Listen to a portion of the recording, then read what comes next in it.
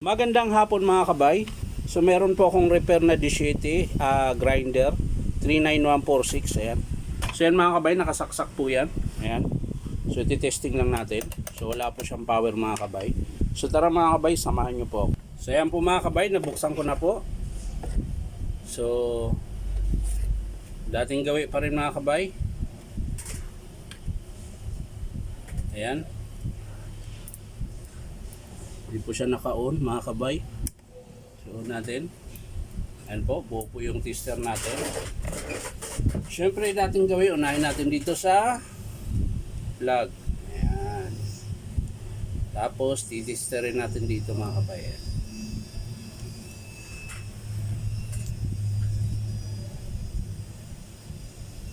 So yan mga kabay, meron. Lipat tayo sa kabila. Dito. So meron din mga kabay. So walang problema sa cord. Sa wheel coil tayo mga kabay, armature. Meron din. So ibig sabihin, switch sira. Tignan natin. Meron na. Kabila. Meron din. Niloloko tayo nito Baka dito sa cord na to mga kabay.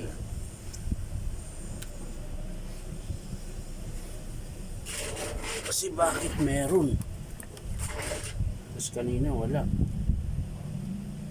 So tester natin ulit. So yan, meron. Kabila. So meron din. Gagalaw-galawin natin yung cord mga kabay. So hindi siya nawala. Kabila tayo mga kabay.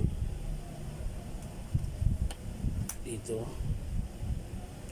Natanggal lang mga kabay kaya nawala. Ayun, wala rin. Meron din. So niloloko lang tayo dito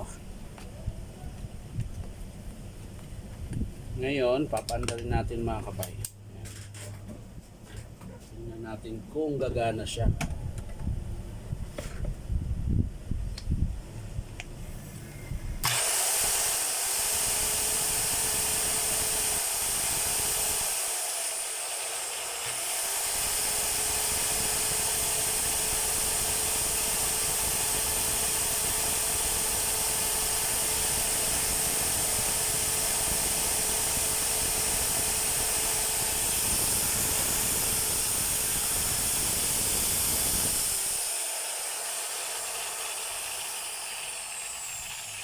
So gumagana siya mga kabay. Hindi lang siguro natin naayos pagsaksak kanina kaya ayaw siya gumana.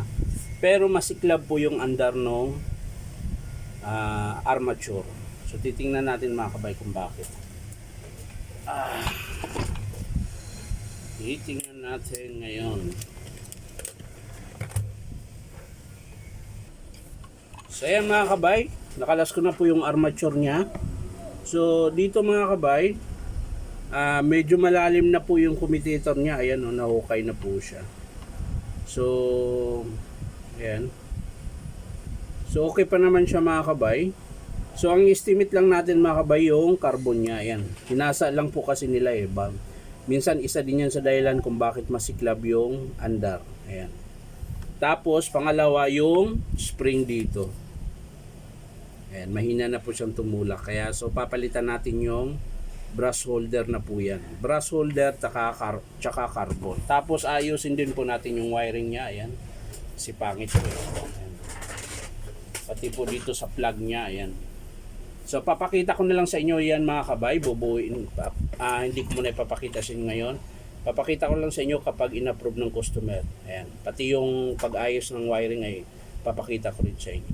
So sa ngayon mga kabay, ito lang po yung papakita ko sa inyo. Yan, pinakita ko na yung armature na medyo malalim na po konti. Ayan. So pero okay pa naman yung andar.